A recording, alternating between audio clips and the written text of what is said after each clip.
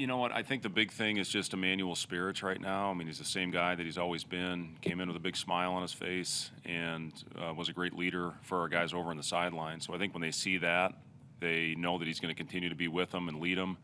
And obviously, it's a huge blow for our guys. We kind of expected it after the initial evaluation at the game the other day, but then once reality sets in after the scan results come back, it is a big blow. And then you just start looking at, first of all, after, just how sick you are for the kid that his college career is ending this way after never being injured his entire life. He's never had an ankle sprain, never had anything wrong, and just has a freak injury where he planted, and now his career's over. So it's devastating from that standpoint, just because of what we all think about Emmanuel, just how big he was to get everything flipped for us this year, how much of a catalyst he was in that area, and he's not going to be out there with us anymore on the floor. So it's tough when something happens to such a great kid like that, and now the focus for him shifts to how are we going to help him through this, how we getting him through the rehab process, and then helping him hopefully have a long, productive professional career. So that's the initial, with the kid. As far as the adjustments that we're going to have to make, obviously, you're taking our two best perimeter defenders off the floor with he and Jawan in the last week, and there's going to have to be adjustments. Different guys are going to have to play different roles. We're going to have to play a little bit more like we did at Purdue when Griesel was out of the lineup with some big lineups. Sam Hoiberg is going to have to be ready to go out there and play. And, it's what you prepare yourself for these opportunities. Even though he hasn't gotten significant minutes, he comes in every day and gets extra work in. So he's going to have to be prepared. Different guys are going to play different positions, and they're going to have to play a lot of minutes, but they're ready for it. So, the sting of losing your emotional leader on the floor, your defender, the guy that kind of is the head of the snake and gets it all rolling for you, he's not going to be there anymore in these last 11 regular season games. So guys are going to have to step up. I'm confident they will, and we're going to continue to go out there and battle and play hard and leave everything on the floor. Yeah, we'll make the final decision tomorrow, and again, it doesn't matter who starts to me. It's who's going to be there at the end of the game, and we'll make that final decision before tip tomorrow. Have you all figured out when this Not 100% sure yet, Amy, but it's going to be most likely in the next 2 weeks. But we'll have an update on all that. We're going to talk to his family today and try to get everything in motion as far as when that's all going to take place. Obviously better for the team at freshmen who can kind of go along at their own pace and grow behind some other guys. But what's the benefit of guys maybe being thrown into the fire early on to see how they grow? Yeah, I mean, it's invaluable experience for what Jamarcus is getting right now. And he's going out there. You see how hard he's playing. He gives us a defensive presence. I've said all along how impressed I've been with Jamarcus, with how quickly he picked up the defensive concepts. That's always the biggest adjustment when you go from high school to college is the defensive end of the floor. And he is really he's a film junkie. The kid absolutely loves it. He's in the gym all the time and always wanting to learn. He's a sponge, and a lot of times you don't get guys like that as freshmen. They have to grow into that and learn it, but he's got that as an innate quality in him. So he's playing two guard positions. He's going to be asked, obviously, to play more point now with Emmanuel out of the lineup. And, right now Sam is our third point. So, it's just going to have to be guys. We're fortunate to have Derek, who can initiate offense for us. Wilhelm, at times, is going to have to play that role as a guy that can initiate and get the ball down the floor. But it's going to have to be by committee. You're not going to replace Jawan Gary and Emmanuel Bandamel with one guy. It's going to have to be by committee and go out there and make up a little bit. The biggest thing that doesn't change is you still have to go out there and compete and play hard, and I'm confident our guys will do that. Northwestern's, I think, averaged 12 3-pointers a game the last 4. What's hard about defending them at the 3-point line, and how much harder is that now for you guys without Jawan? Yeah, and they've got great guards. Obviously, Bowie and Adij are both having phenomenal seasons, and both coming off great games last night. A very impressive win against Wisconsin. Defensively, they're phenomenal this year. I mean, top 10 in the country in defense. Their high steal team, Adij is number 1 in the league. Ty Berry's number 5 in steals. That creates a lot of offense for them. But they just put you in a difficult spot. Been really impressed with Nicholson, his development.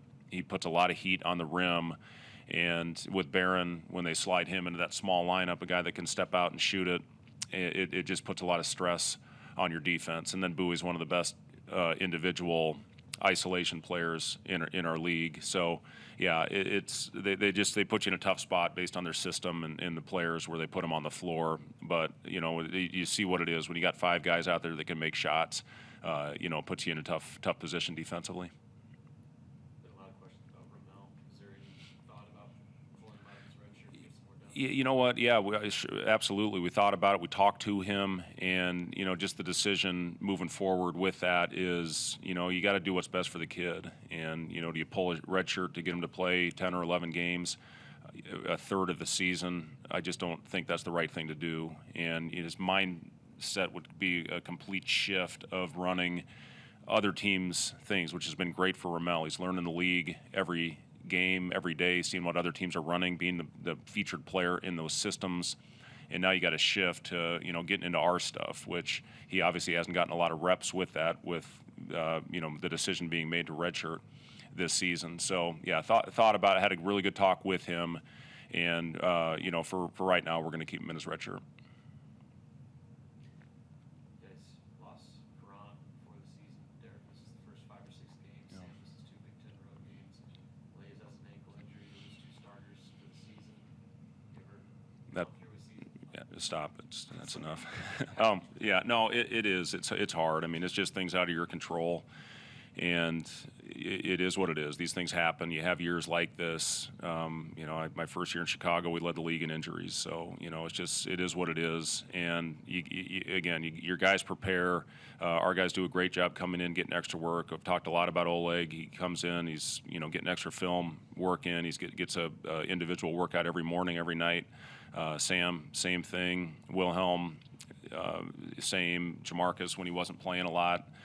It's why you train, and it's why you get all that individual work, is for situations like this when they do develop. And it's unfortunate. I love coaching this team. I still do. Whatever happens, whatever the outcomes of these games are, it's been one of the most enjoyable years that I've ever coached, just because of the mindset of these players and how they bring it every time they step on the floor. My first year at Iowa State, I loved coaching those guys. We weren't very good, but those guys were fun to coach because every day you knew what you were getting out of them. So it's been a lot of fun. I'm going to continue to enjoy it just because of the way these guys come in and prepare, and hopefully we can find a way to get some wins. I'm sure when a guy like, guys like Denham and Jamarcus come in, there's a developmental timeline maybe behind of how you can kind of envision that. That is now sped up.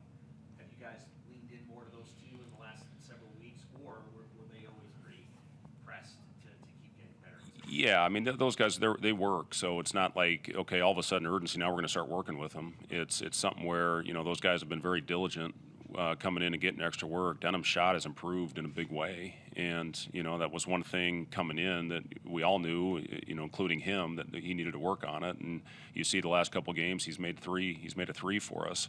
So, Jamarcus, I don't think you're ever going to see a game again where he doesn't make a free throw when he gets opportunities to go. He's just too good of a shooter.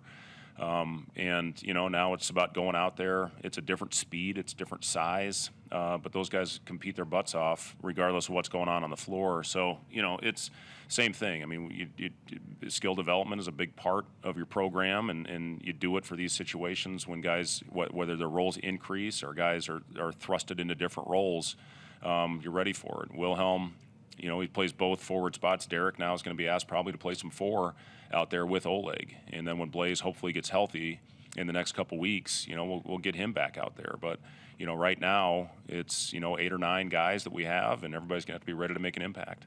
Fred, with everything you've done for me, it seems like the outlook of the season has changed, at least from the fans' perspective. Do you feel the need to make a plea for the fans to stick with you guys, especially knowing that you have a home game tomorrow? You know what? It's going to be, first of all, this has been the longest break I think that's ever happened in a college. It seems like our students, it's been months since they've been here, so it's going to be awesome to get them back in the building tomorrow. And, we're excited to play in front of our fans. I think the fans appreciate what this group has brought, and they're going to continue to bring it. And, we're down some guys, but that doesn't change our approach. That doesn't change our goal of going in every night and giving ourselves a chance to win. So, we appreciate everything we've gotten from a support standpoint this year, and we promise you we're going to continue to go out there and dive on the floor and try to get every loose ball and play hard and be the harder playing, more together team. That doesn't change, even though we're down some pretty darn good players out there. So, we appreciate everything, and we're going to continue to go out there and do everything we can to make our fans proud.